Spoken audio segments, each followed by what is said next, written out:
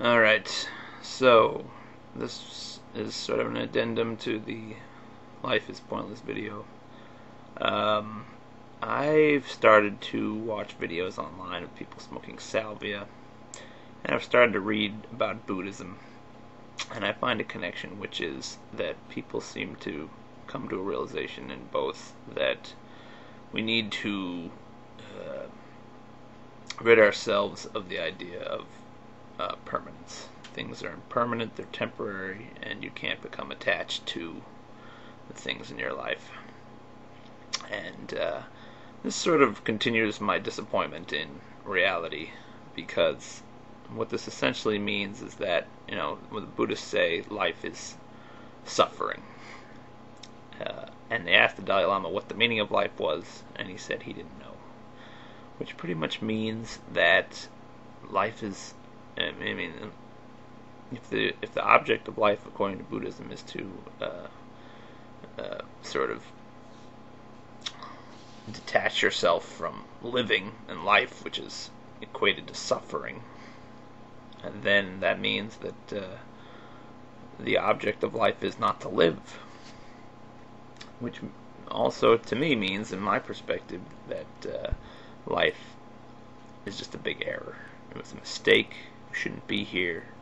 Something happened, something went wrong, and now we're stuck in this reality where apparently nobody really wants to be.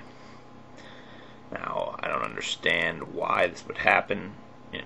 Certainly if the Buddhists thought that life had a meaning, then they wouldn't say that the object of life is to escape life. So, this doesn't help things at all. Unfortunately, I'm still disappointed with reality.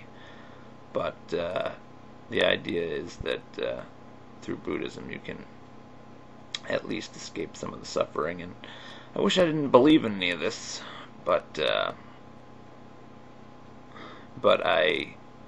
do. I don't know why. Some part of me, I think it's watching the Salvia videos and seeing these people who have no concept, or are very much people who cling to the idea of their reality, being forced to kind of observe a deeper inner reality, which is that everything is temporary. And I'd love to believe that when we die, we go to the afterlife where our deceased loved ones are waiting for us, and our deceased pets, and we all live happily ever after, but that seems like a fantasy world. It doesn't seem like reality. There's nothing to sort of suggest that, and there are things to suggest a more Buddhist reality, namely drug experiences. So, and the thing about drug experiences that really gets me is it sort of affects people who just wouldn't have any preconceived notion of those things before doing drugs in the first place. It's not like people, a lot of these people who have an ego death are not people who are prone to believe in ego death. You could give the most devout Christian or Catholic salvia, and a strong dose of salvia, and I'm sure that they might see the same thing, and feel like compelled to deny it to themselves. But otherwise, there's just no evidence of anything else, and I suppose it'd be nice to think that there was a meaning to existence, but if there is, what could it be? Certainly you'd like to think, well, maybe someday we could understand that meaning. But if you look at Gödel's theorem, you'll see that within any major system, in this case the universe, everything about that system cannot be understood. So where does that leave us?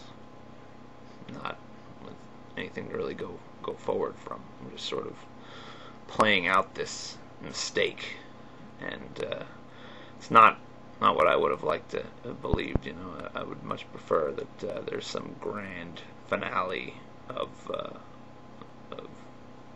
it'd be dramatic and it'd be good and bad, but in the end it would be good, the happy ending. That's what I'd like to believe. But all the evidence is not pointing towards that, and it's extremely disappointing. But I think I'm going to have to try to turn to Buddhism now, so I can try to free my mind of a lot of the materialistic and desire-driven programming that I've been subjected to for all of my 29 years. And I guess I'd suggest other people do the same, unless, of course, you have it in you to really believe in the happily ever after. And believe me, if I could, I would. But what I feel deep down, and I can't stand it, but the feeling I have deep down is that that just does not exist. That's extremely sad.